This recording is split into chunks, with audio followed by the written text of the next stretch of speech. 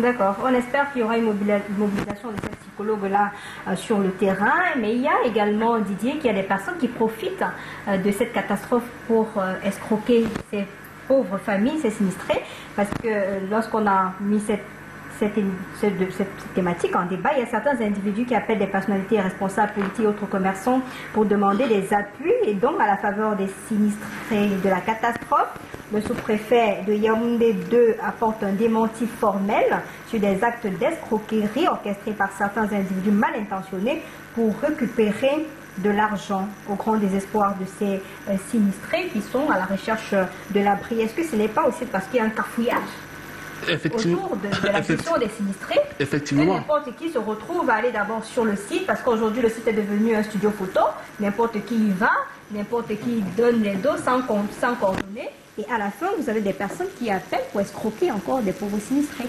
Ben voilà, c'est une preuve que la gestion post-crise ne suit pas un plan ou bien un certain chronogramme. Tout est désordonné. Et puis, en principe, ce site-là devait être déclaré. L'accès ne devait pas être. Ça devait être fermé, interdit à l'accès. Vous comprenez? Parce que rien ne nous prouve qu'il n'y ait pas encore des gens. Encore là, tout à fait. Voilà.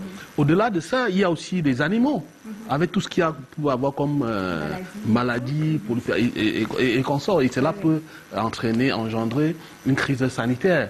Donc cette zone-là devait être déclarée interdit d'accès. Et plus loin, moi, j'ai vu un document qui circule sur les réseaux sociaux, signé par le ministre je crois, le ministre Ebaïti. J'espère que c'est l'OFEC. Tout à fait, parce que pour le moment, il n'y a pas eu de... Voilà, parce que si c'est vrai, cela peut engendrer un traumatisme moral. Au moment où vous êtes dans un cadre pas assez confortable, comme au palais, comme à la permanence du RDPC de Nkomkana, vous apprenez que vous avez perdu votre titre foncier, mais c'est la mort dans l'âme. C'est un peu, c'est un choc qu'il faut encore gérer. Mais j'espère que c'est un fait.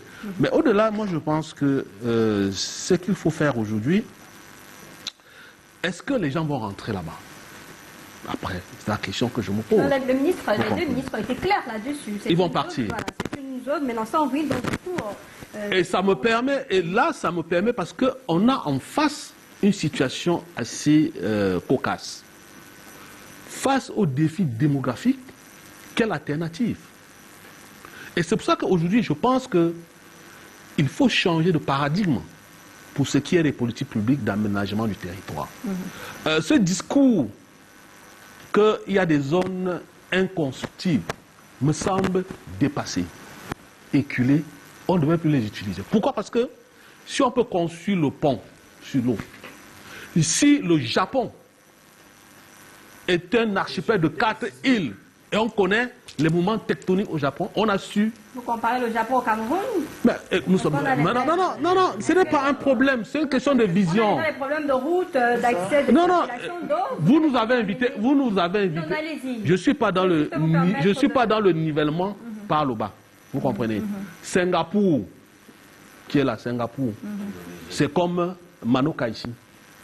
Vous croyez que qu'est-ce qui nous dépasse aussi de faire ici ce qu'on a fait à Singapour? Singapour, aujourd'hui, a des polders.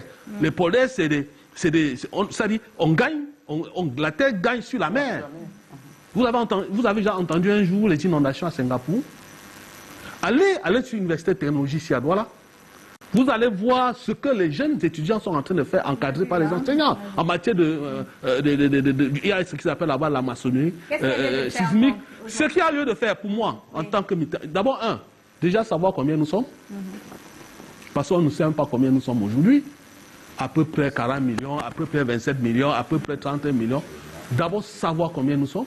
Parce que si vous n'avez pas la maîtrise de la démographie, des dynamiques démographiques, vous ne pouvez pas penser une politique publique de déploiement viable. Tout sera de la tricherie. Voilà. Deuxièmement, moi je dis, pour construire une ville aujourd'hui, il faut penser à son identité. Tout Yaoundé, c'est des collines, donc c'est des zones à risque. Ça veut dire quoi? Ça veut dire qu'il faut adapter un habitat par rapport au relief. Vous ne croyez pas qu'il n'y a pas des ingénieurs partout au Cameroun qui peuvent faire ce travail? D'ailleurs que les ingénieurs du génie civil sont exclus. Alors moi j'ai assisté à la journée scientifique, la dernière journée scientifique organisée par le maire de Douala ici, où un architecte, je crois que c'est le vice-président, qui a dit qu'il faut arrêter avec ce discours paresseux. On construit dans la mangrove sur les pilotis. Ça peut se faire. Parce que quand vous allez par exemple à la cité SIC, après le stade SICAM, allez voir comment les gens vivent dans les ravins. Mais il faut faire attention. Donc, toutes ces lois-là, que ce soit la loi sur l'urbanisme, il faut revoir de fond en comble ces instruments juridiques parce que on a en face le défi démographique. D'accord. Maître